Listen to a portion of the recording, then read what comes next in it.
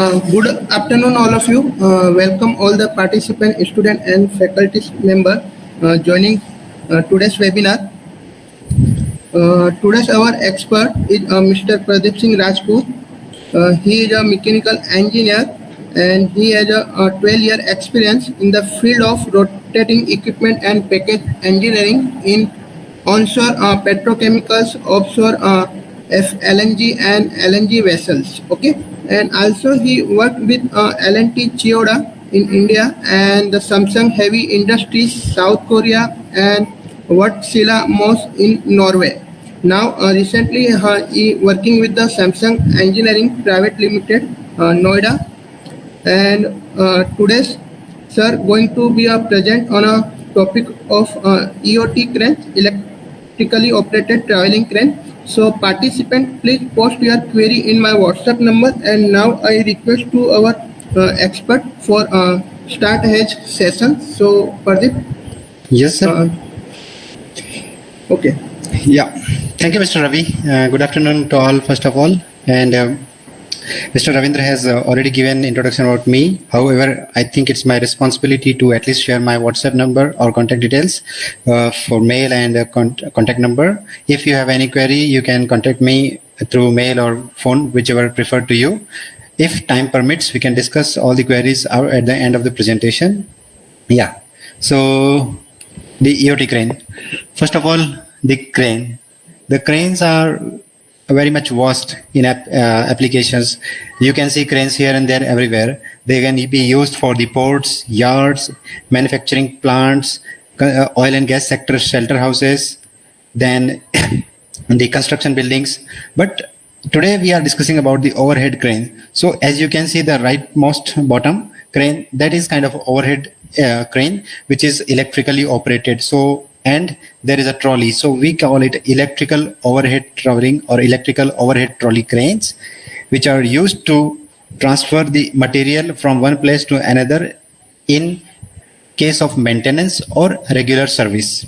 The crane can be classified in various types. However, when we consider the type of arrangement for the EOT crane, they are broadly classified into three types.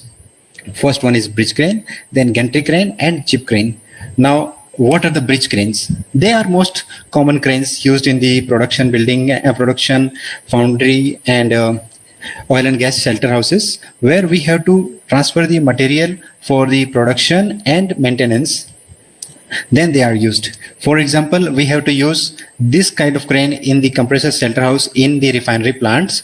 Then the casing, the rotors, the turbine for the maintenance needs to be relocated from one place to the maintenance area. Then the cranes are used. The cranes used are the bridge crane.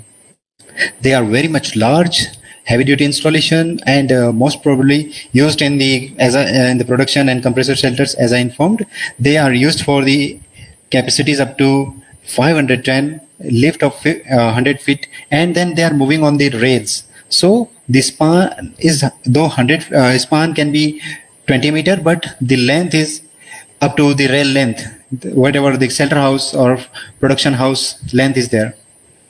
The cranes are used for both indoor and outdoor applications. However, most probably indoor cranes are used in the oil and gas sector, where we have a compressor and various heat exchangers for maintenance.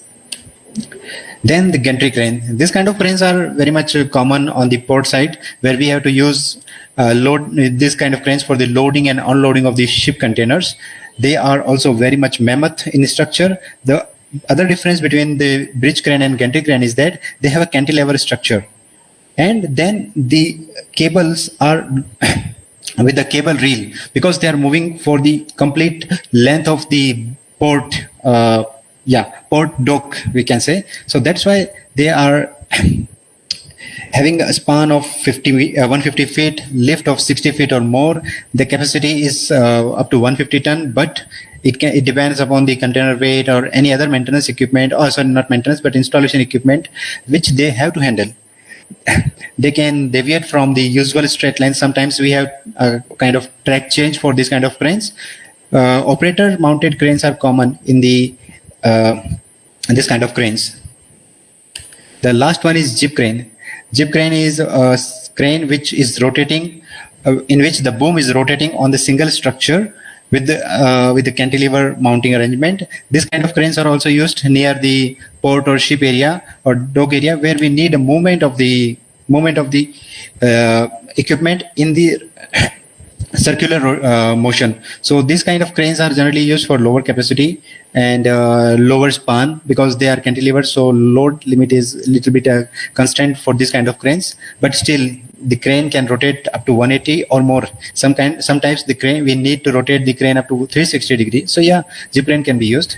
Then the capacities is up to 20 ton. However, they can be more, but then we have to make more robust structure for the jib crane jib and the structure on which it has to withstand. Now, this was the different type of crane classification. However, crane can be classified based on their duty. They can be intermittent or powerhouse, critical service, continuous service. So first we will discuss about the intermittent industrial cranes.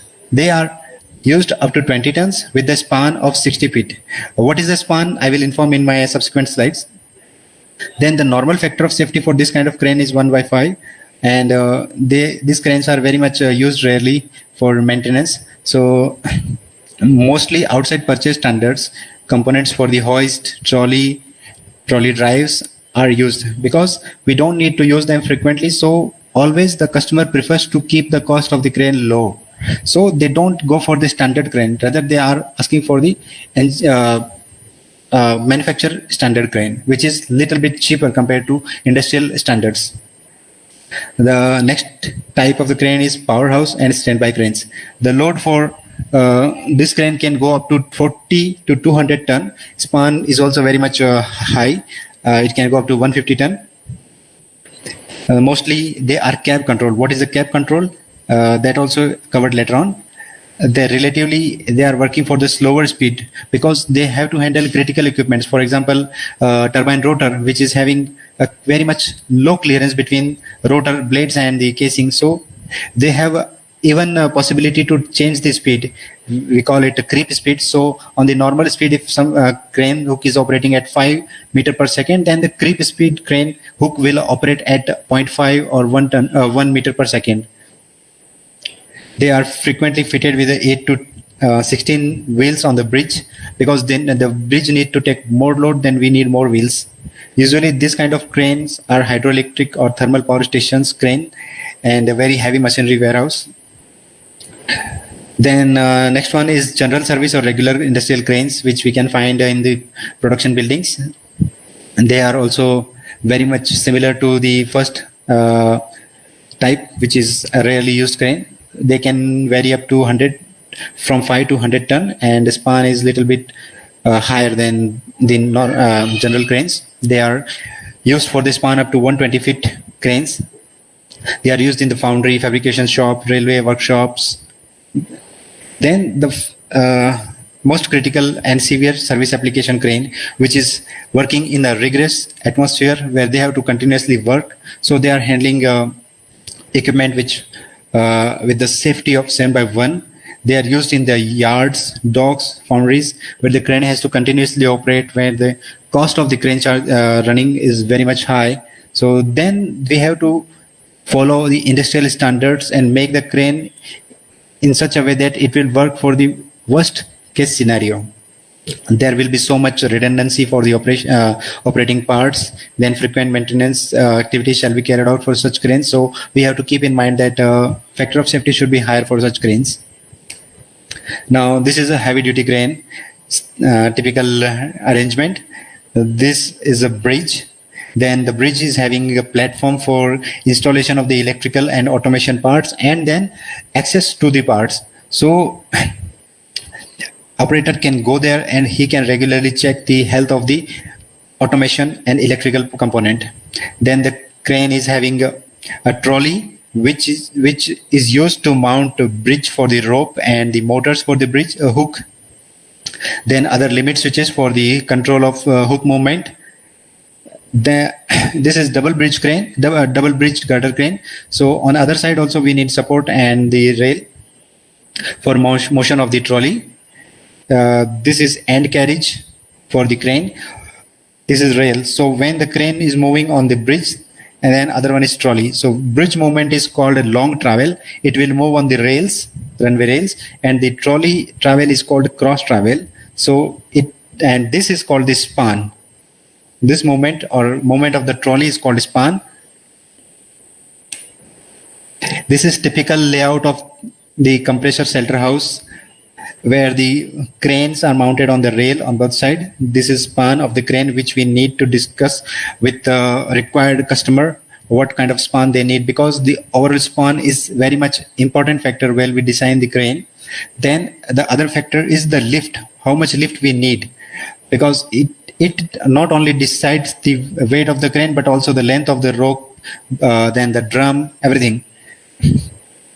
This is pendant. As I informed, some cranes are operated by cab control room, and then some are operated by pendant. You can see this in the production building, and even some nowadays some clients are asking pendant plus radio control pendant. So in that, this cable will not be there. Then the creep speed, as I informed, when we need the crane for very severe application, when we need crane for critical application where the clearance is very much low, we need to take care of the movement, then the creep speed is playing an important factor. So this is also one of the things we need to check with the customer when we ask for the crane. The crane standard. As I informed earlier, some cranes are manufacturer standard, where manufacturer can give their standard crane, and owner doesn't bother about going into details. They simply ask the crane and install it. But since their cranes are also used for the critical service, also used for the oil and gas yards, then the standards plays a major role. The standard plays a major role.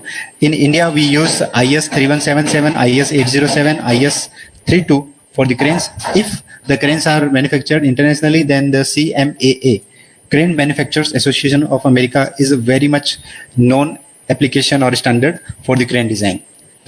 The crane types for these standards is almost same as I informed earlier, but this is typical crane classification as per IS 3177, where the class A is standby or infrequent service crane. They precisely handling low speed cranes with a long idle period between lifts, initial installation and infrequent maintenance at the motor, turbine room, powerhouse, and a transformer house. So they are very much general application crane and low service life crane. Then the next one is class B, which is light service. The light service requirements lifting in a repair shops, light assembly operation, where the occasional full load 2 to 5 lifts per hour is required. The third one is class C, moderate service cranes. The load average is almost 50% of rated capacity for these class C cranes. They are used for 5 to 10 lifts per hour, lift up to 15 feet, and they are not used for more than 50% of lifts at rated capacity. Then the next one is class D crane. These cranes are little bit in critical application compared to class C. They are used for load average of 50% of rated capacity in continuous service. They are high speed cranes, and the lifts per hour is 10 to 20 for heavy service cranes or class D cranes. But in this case also, the cranes shall not be used for more than 65% of lifts at its rated capacity. Class C, which is little bit more severe service, load approach, rated capacity throughout the life. For this crane will be 20 or more lifts per hour at rated capacity. They are used in cement mills, fertilizer plants, scrap yards. So for these cranes, when we use cement limits or fertilizer plants, they are a bit more robust, because we are handling atmosphere which is a little bit hazardous, which can catch fire. So the overall crane weight will be little bit higher. The structure will be little bit more robust compared to general service in foundries. The last one is class F, which is continuous service crane. Load approach, rated capacity continuously under severe condition throughout the life. This require high reliability with ease of maintenance. Custom built specialty cranes are used for this kind of application. One of the application I remember is the crane for the delay coker unit, or bucket crane we call it, from Kone Crane, which is a USA supplier. they are supplying this kind of cranes where the coke shall be handled continuously by the crane and dumped into the other area. So this crane is really a critical crane for the operation, for the unit operation. And then there are so much redundancy in the motors, in the control system. We have to perform similar some kind of special studies for these kind of cranes. Next definition of the crane or classification of crane is based on their arrangement. The crane can be single girder or double girder. Now the single girder crane can be of two types: top running single girder crane or under running single girder crane. First one is top running single girder crane. The bridge is close to underside of the roof truss, saving in headroom, increased lift and improvement over the running type of crane. These cranes are used for smaller load capacity, and span can go up to 50 to 60 feet. They are generally used. Sometimes we are asking single girder top running crane up to 8 to 10 ton also, based on the client's requirement. If they want to buy a crane with a limited amount of the cost, then single girder cranes can go up to 10 tons. However, generally we recommend to use the single girder cranes up to 5 or 7 tons. There is only a single bridge, so trolley is mounted on the one side of the bridge, and then this festoon cable is mounted for the trolley motor power supply and guidance of the trolley with the pendant and in hook moment arrangement. It is almost same as underslung crane or under running crane, the second type. In this, the other difference is that the crane is running below the rails or below the mounting structure. So it is almost same in application, however little bit little bit, I can say, saving in the headroom, because this we are saving this much of space on the crane. So when there is a limited height of the shelter, then we are going with the underslung crane. However, we have to keep in mind that the rails shall be designed to take the load of the lifting equipment plus the load of the crane movement. In that way, the cost of the structure is little bit higher.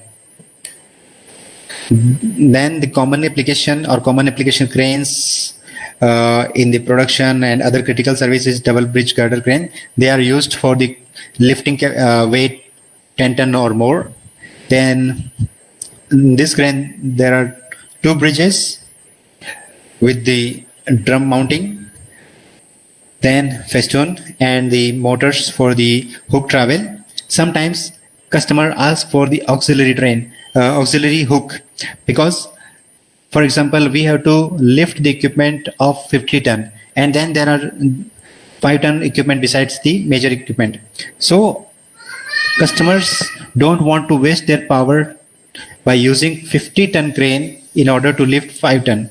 What they say, okay, please give me a auxiliary hook of 10% or 20% capacity. So when I have to lift the lower weight size equipment, then I can use auxiliary hook. In that case, we have two hooks on the trolley. However, the problem or disadvantage with the double hook is that the span on the one side of the hook will be limited, because the hook cannot travel other side of the auxiliary hook moment. We can understand this phenomena from this presentation. For example, I have to mount an auxiliary hook here. Then my main hook cannot travel besides the left when the auxiliary hook position will be at extreme left. So this is the limitation for the double hook crane. However, they are really significant when we have to handle vast size of equipment. For example, compressor shelter house in oil and gas and power control stations, where we have to handle turbine and their coolers.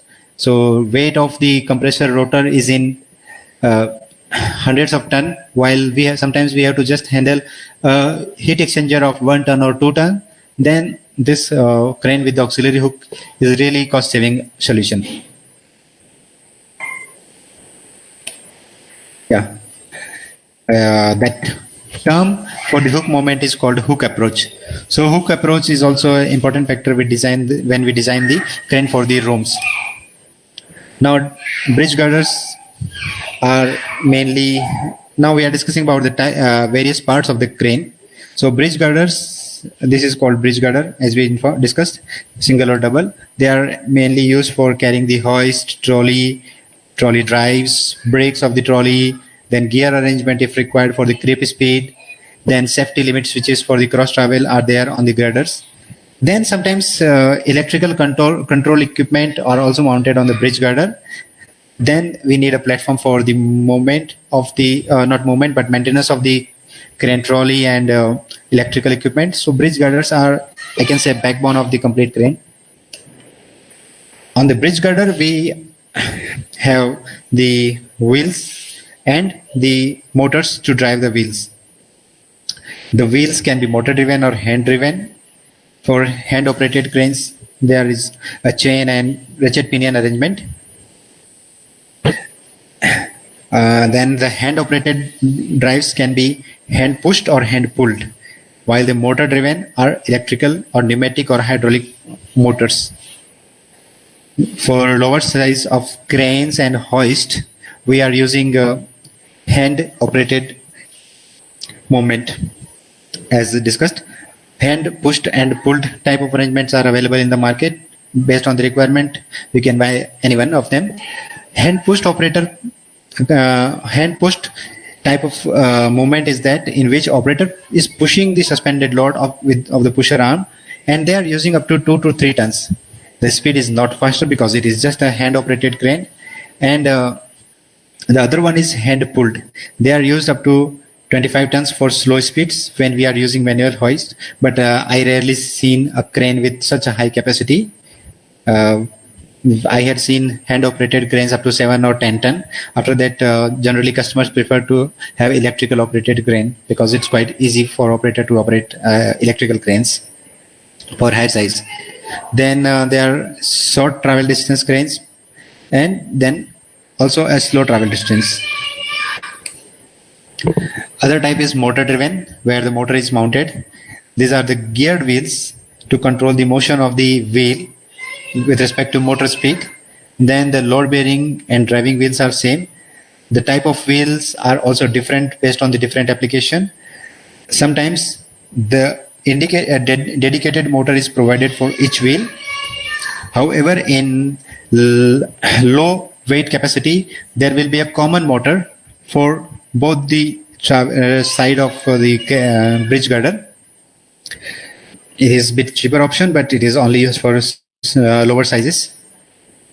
The next is hoist and accessories. The hoist, it means we need a lift or up, lower and higher motion of the hook. So they can be manually operated chain hoist, which is we call HOT, hand operated trolley crane. They are suspended from the fixed location like hooks, service lugs suspended from trolley. Type of motion of the wheel is by pulling the trolley having plain wheels or pulling hand chain that transfer the motion to the geared wheel. They are used up to 7 to 10 ton cranes. Hand chain is manufactured and treated for general application, cannot be interchanged for or replaced for the load chain, which is for the hoist service. Then this is basic formula for hand hoist efficiency, which normally customers don't bother. Only the crane manufacturers are keeping in mind for such a calculations. Next type is electrical powered wire rope hoist. CT means cross travel motion by hand gear. Push or pull motorized trolleys are used. They are single girder or hoist motion cranes. The next component for the crane is wire rope. It is very much a critical equipment part because it is the component which totally defines the safety of the crane. So we have to keep in mind about the safety of wire rope. In general application, 6x37 type of construction is used. The material can be fiber, plastic, metal, steel, based on the application requirement. But if we are asking the crane for the oil and gas service, cement service, or where there is a chance of static charge generation, then we have to consider the crane rope and its a bridge drum arrangement in such a way that there shouldn't be any spark. The next component is wheel. The wheel can be flanged or flangeless. The flange wheels are single flanged or double flanged. In the cranes, we normally ask for double flanged, but when the crane or hoist needs to be used on the to run on the beam, then single flanged or flangeless flangeless wheels are also used. Double flange wheels, as I informed, mostly used for long travel or cross travel for double girders. Single girder cranes can be used for single flange. This is typical trolley arrangement for wheels. Here you can see single flange or flangeless. Now this is gear. These are gear trolley. Then this is motor driven trolley.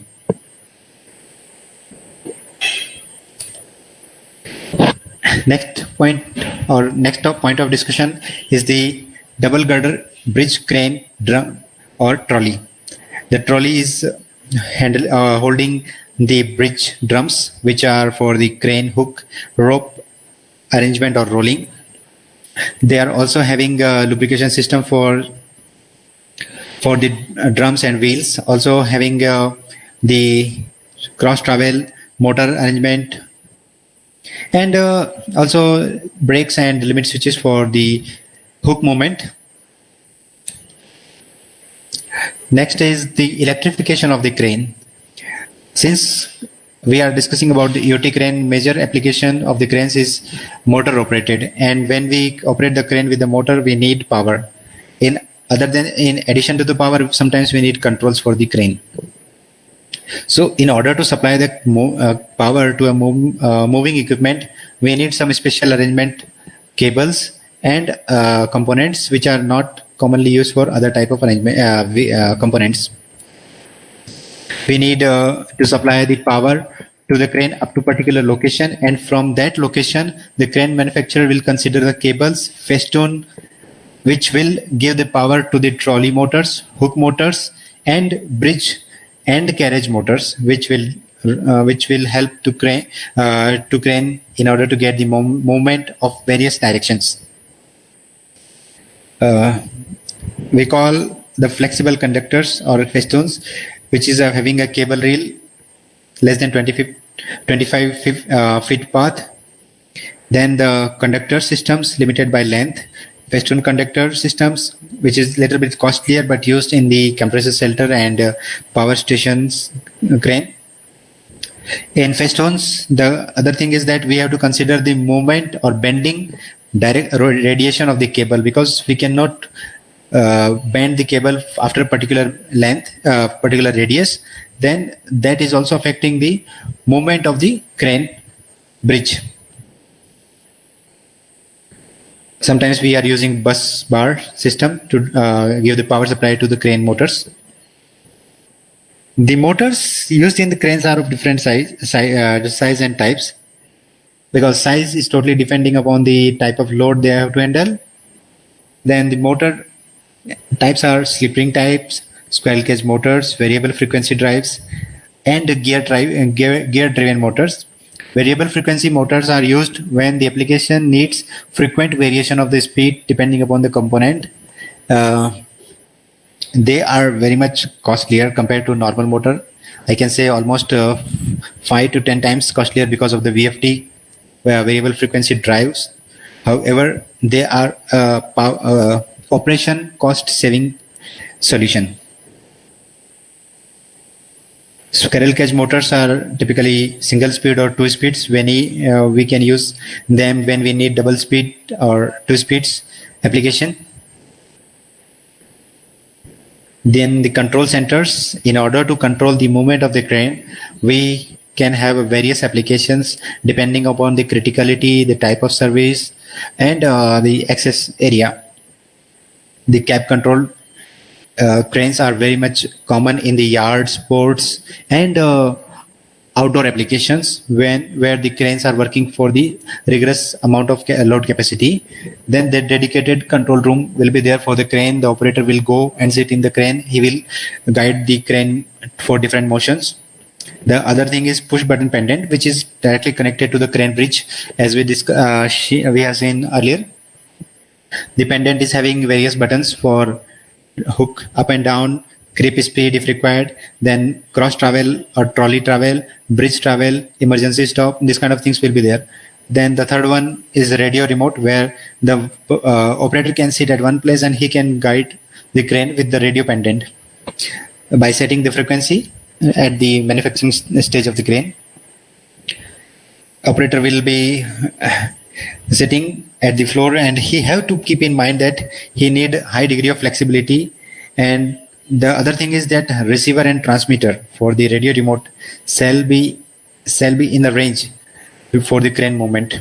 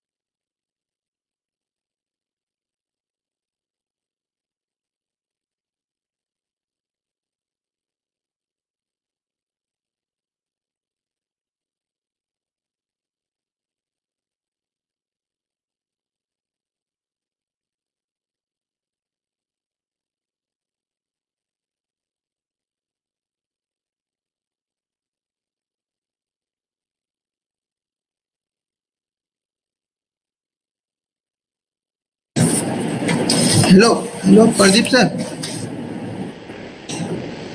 Hello, Pradeep sir. Sir, your voice is not coming.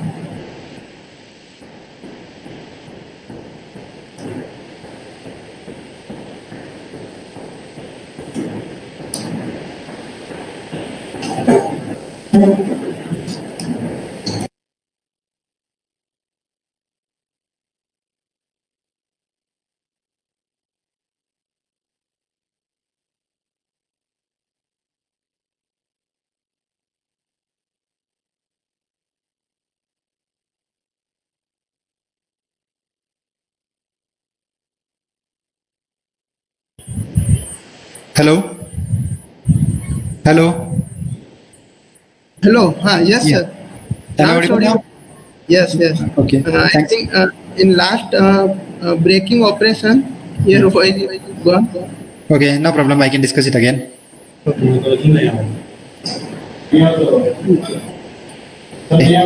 Yes, right. Braking Yeah. system. Yeah, no problem. We can discuss it. Sorry, I didn't see it. I don't know what happened. Yeah, so we were discussing about the brakes. The brakes are of mainly two types: holding brakes and the control brakes. Holding brakes are used to hold the weight or hold the load. So we have to consider higher factor of safety for this kind of brakes. Generally, at least we are considering at least 125% of the rated load when we are designing holding brakes. These kind of brakes are fail-safe position brake. So when the power is there is power failure or something has happened in the brake, then they are in closed position and they will hold the load. The second is controlling brakes.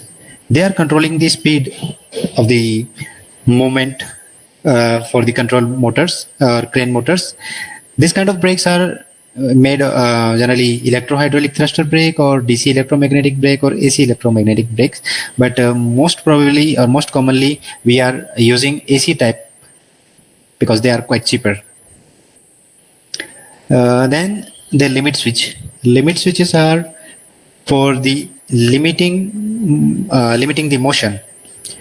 The limit switches are of three types. First one is geared limit switch, second one is gravity limit switch, and third one is power circuit limit switch.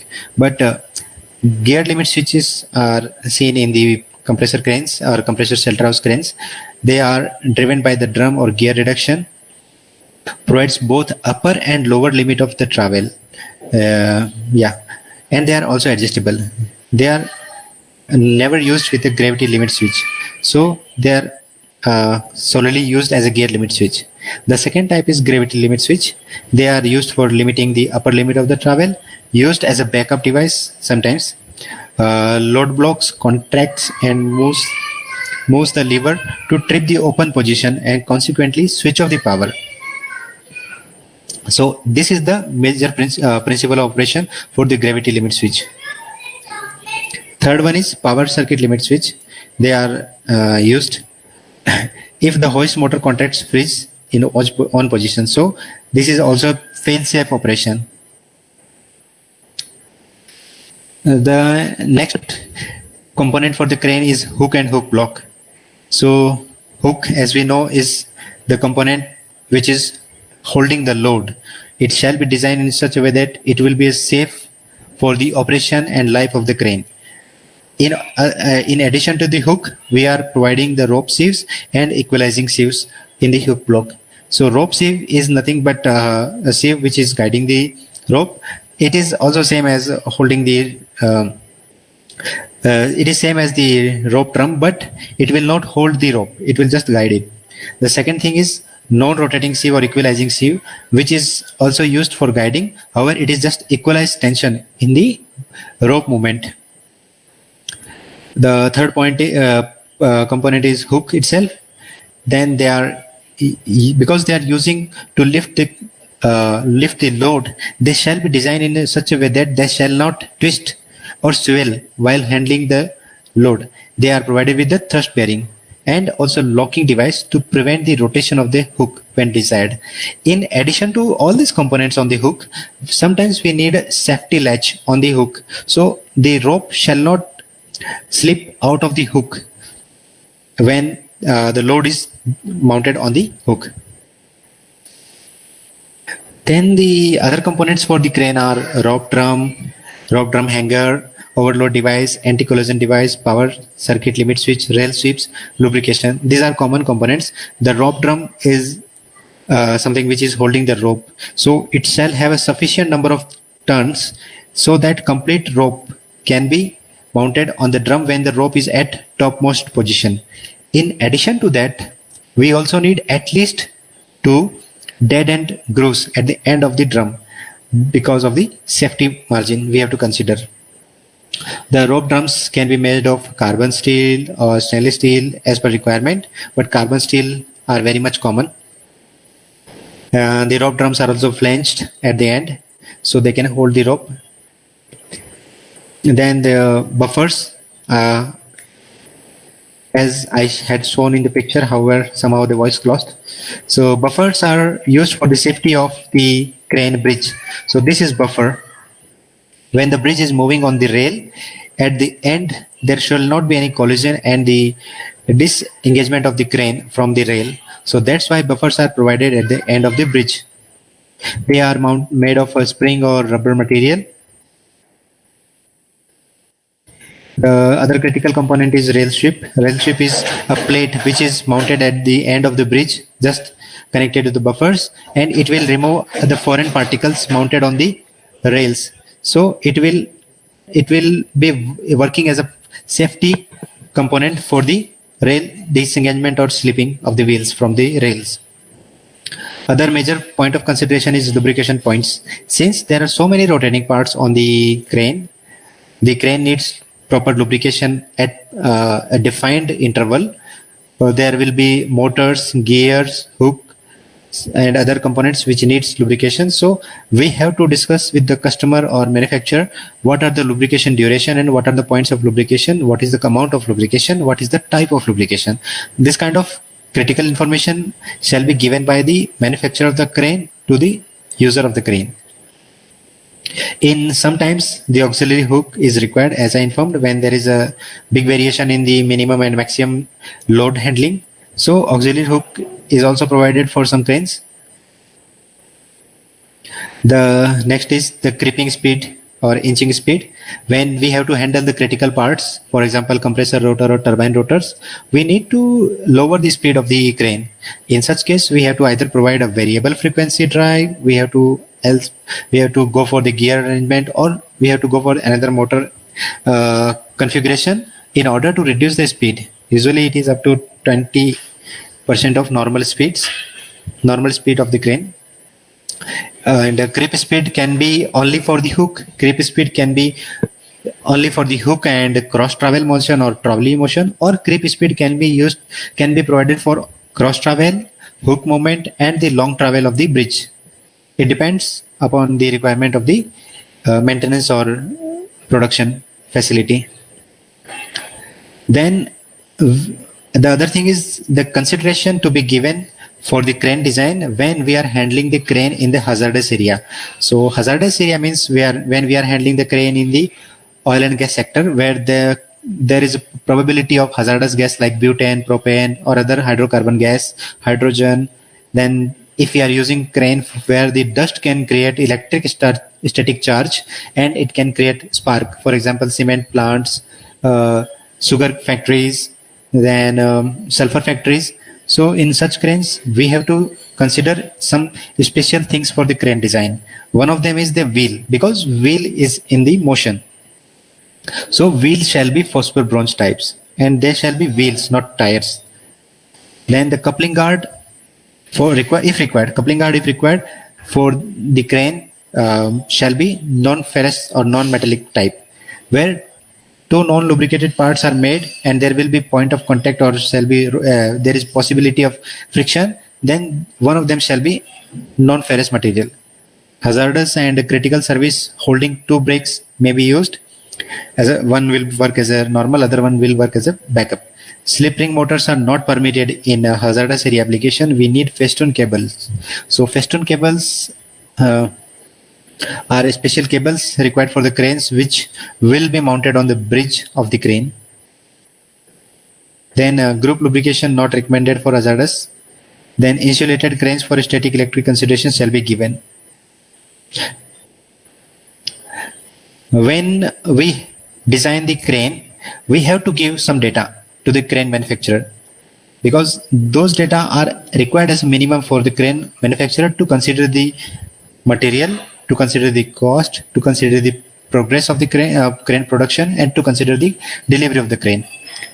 And I had summarized some of the points which are critical based on my knowledge and my work on the crane. First one is that type of service for the crane, whether it is a rigorous, whether it is general or normal crane. The second thing is the capacity and span required.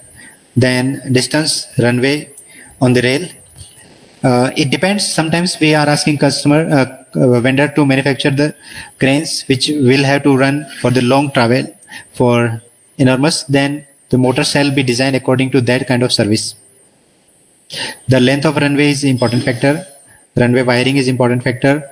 Who will operate the crane and how he will operate the crane. Whether the operator will sit in the dedicated control cabinet, he will use it by pendant or remote pendant. Then this kind of control location shall be considered when we design or we ask for the crane.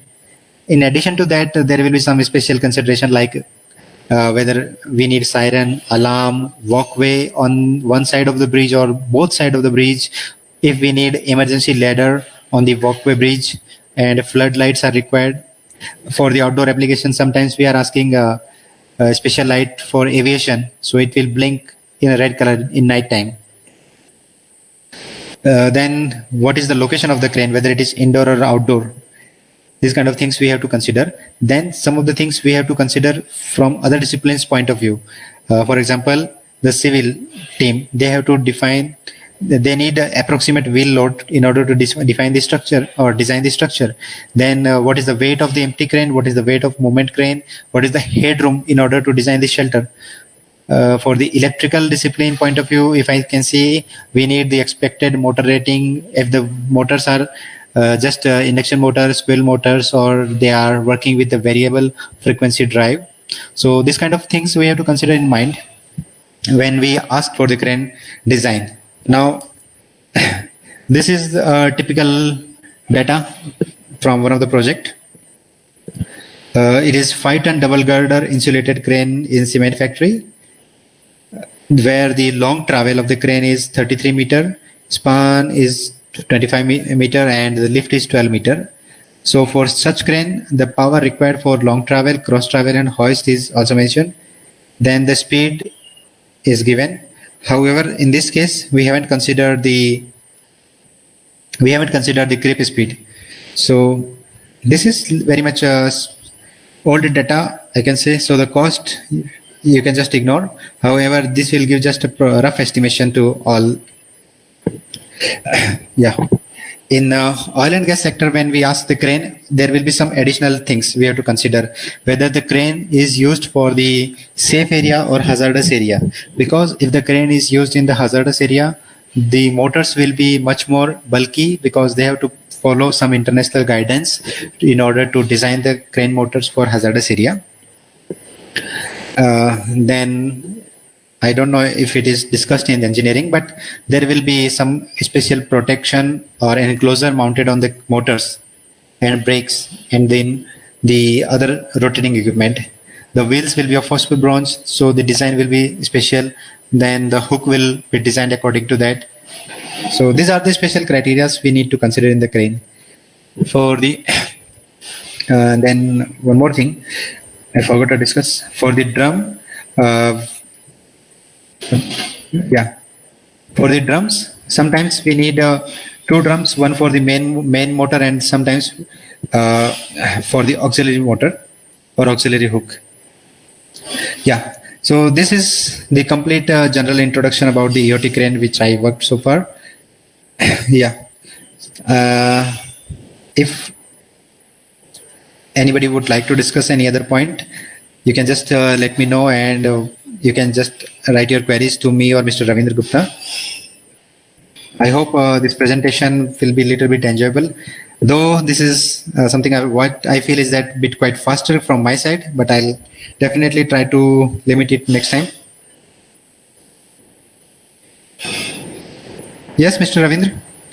Okay, Pardeep, sir. I have one question, one or two questions. Just see. Uh, One student asked about which type of lubrications oil used in a crank.